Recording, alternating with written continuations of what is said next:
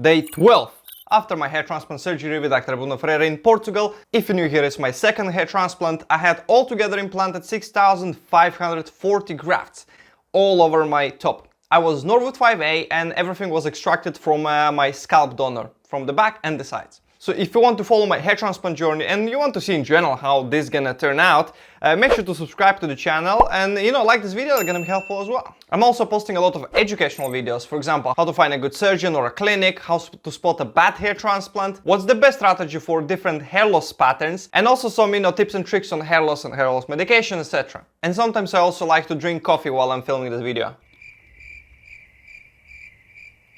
If you enjoy this type of content, subscribe. Okay, so day 12, a lot of things to cover in today's video. We're gonna be looking mainly at my recipient area through 1 centimeter square hole. We're gonna be able to count how many grafts were implanted or altogether are per centimeter square in different areas of my scalp. It's something really interesting. I have never seen anyone on YouTube actually doing it. First things first, how do I feel? Of course, at day 12, I feel absolutely normal, like a normal human being. The only thing that is still kind of bothering me a little bit is my donor area. It feels still quite sensitive, even like to the touch. I mean, if I touch it a little bit like harder, I can feel there is like a little bit of a sensitivity into the skin. Again, nothing unusual after almost 3,000 extractions done and it's not even 2 weeks. It takes time to heal. But other than that, I've got nothing else. Of course, there is a little bit of numbness. Well, it's a pretty good amount of numbness still. And it's mainly in mid-scalp area where was like most grafts transplanted. Because in the frontal third, we implanted only about 600 to 700 grafts, just like sprinkled all over the area. So it's quite a big area for a small amount of grafts. Yeah, it's not as numb. But mid-scalp and crown, but mainly mid-scalp is really, really numb. But according to my first transplant, numbness should go away completely after a bit more than 1 month. I remember at 1 month I still had a little bit, not much, but small amount. I'm really surprised that there's not that much of a redness in my recipient area, even on a mid-scalp where there was quite a lot of implantations done, which is a great surprise compared to my first transplant. It's a day and night difference. It was properly red. So that's a great surprise. I'm hoping all the redness is gonna subside quite soon and I'm gonna be able to go out on the sun, for example. Because you're not able to go on the sun as long as there's some redness on your scalp, because if you expose it for long periods of time, you might end up with a permanently red skin, which that's not something you want. If you don't trust me, just have a look at the Spanish forums. A lot of Spanish people, they got like a pretty much red scalps after 1 year, 2 years after the transplant. You don't want to be that guy. And to be honest, same goes to donor. Even though the donor area is a bit different, it's not as red, there's like a singular, like a dots all over the place.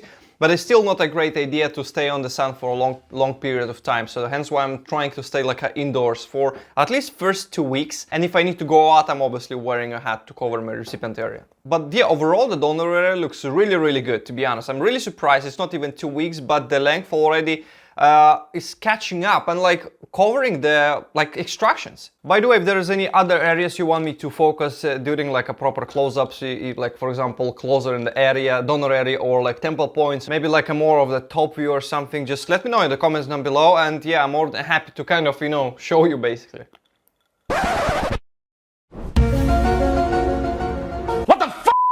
So I've done a couple of pictures with this, centimeter square, and it's actually, to be honest, pretty difficult, especially in some areas like a hairline where the hair is pretty long already. And the quality, of course, is not the best, but it's just enough so we're able to actually go in and like count every single graft, okay? Yeah, so let's do it.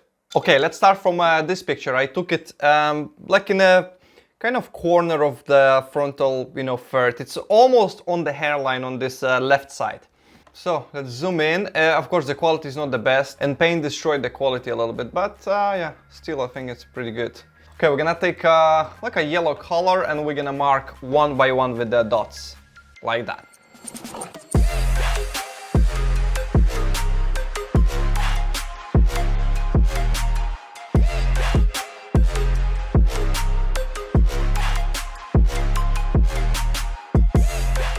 55 grafts per centimeter square, it's pretty good. Especially if we're talking about like a frontal, area of the hairline basically. It's not the very front of the hairline, a bit further down there, but still nonetheless, this area requires pretty high density, especially considering my really fine type of hair.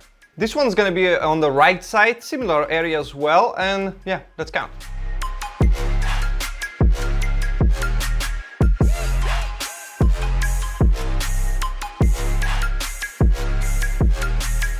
In this area I've counted 47 grafts per centimeter square, but again, it's really difficult to actually like differentiate and see where and what, you know. It's just like everything is blurred, and the hair is a little bit like too long, so it's like layering on each other. But yeah, 47 is okay density, but it preferably should be over 50. I think if the hair would be shorter, we would see something over 50 grafts per centimeter square in there, in this specific area.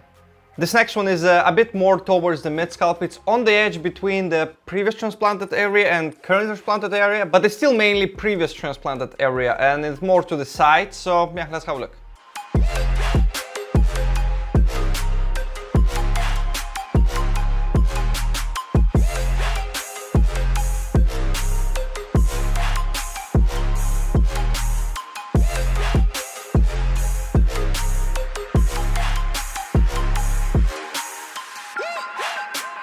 62, holy crap, I didn't expect that. And bear in mind, I didn't even, manage to count everything. It's just like some random, it's very unclear, the angle is not really perfect for, such thing. And the hair, again, it's way too long, but 62, that's a pretty good density in this area. So this next one is going to be actually my mid-scalp. So we're finally getting into current transplanted area, and we can actually see how many hairs was transplanted. Let's do it.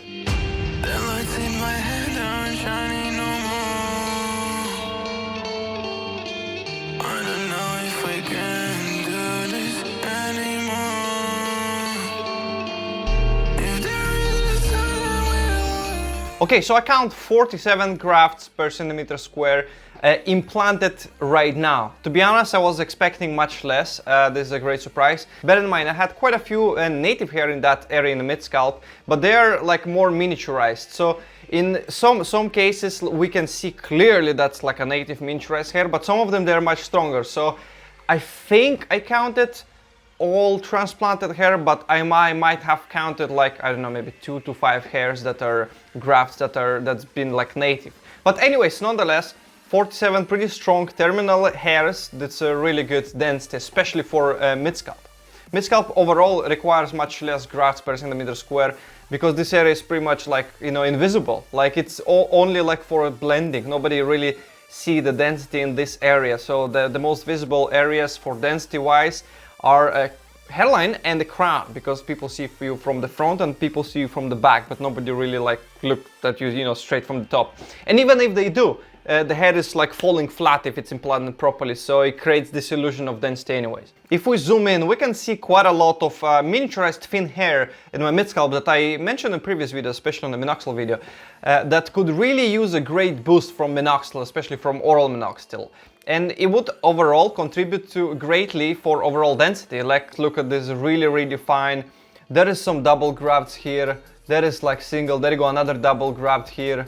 There is double graft, there is single graft, and there is super thin. And like quite a few here and there. It's not like that much, but imagine if all of this hair gonna become much thicker and stronger, something similar resembling to terminal hair.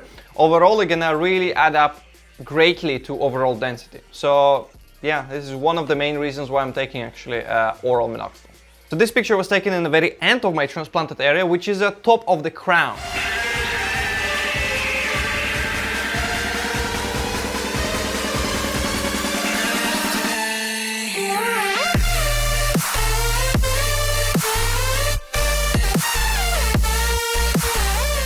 And I counted 48 grafts per centimeter square implanted. Again, it probably is the same. There is quite a few really strong hairs, so it might be a mix. But overall, there is at least 48 very strong multiple follicular units that gonna, grow and produce 2-3, hair, which is pretty good. And there's still quite a lot of miniaturized hair that, again, like I mentioned before, can greatly benefit from oral minoxidil, and I really didn't count them. It's a really great density, to be honest. It's over 50 grafts, between 50 and 60 grafts per centimeter square in that area. So yeah, density wise, if everything gonna grow well, I'm pretty sure this gonna look pretty dense. And this last one, I just tried to make a picture of actual hairline in the very front of the hairline. And again, because hair is really long, it's extremely difficult to, you know, to make a nice picture, because just like layering on top of each other and whatnot. But nonetheless, I managed to count 55 grafts per centimeter square in the very front of the hairline, and there is still quite a big chunk of like hairs that's just bunching together. It's just like, I really don't see the actual roots where the hair is, you know, growing from, so it would be like way too much of a speculation. But yeah, right now I think there is pretty much around 65 grafts per centimeter square implanted in the very front of the hairline, which is a really high density. Usually people will not need this high density, but people like me with the super fine type of hair that has like they'll have like around 50 micron, you know, hair caliber, they really need go beyond this 60 grafts per centimeter square in the hairline to make it appear like a nice and thick, you know, because especially in the hairline they're using like a really thin and finer hairs, especially in the hairline. So yeah, overall, seems like it's pretty good density. The only thing I'm hoping that everything gonna grow. With that being said, let me know in the comments down below, what do you think? Did you enjoy, first of all, me sitting here and counting all of these grafts? And what do you think about the density? How are we gonna turn out? Is there something else would you like me to cover? I was thinking to do something similar to the donor area. Of course, it's not gonna be super beneficial, but we can like have a look as a general like extraction pattern, because extraction pattern in donor area is one of the most crucial things for like donor management. Anyways, give me a solid like that video, that's gonna help me a lot. Subscribe to the channel if you haven't already, and I'll see you tomorrow. Peace out.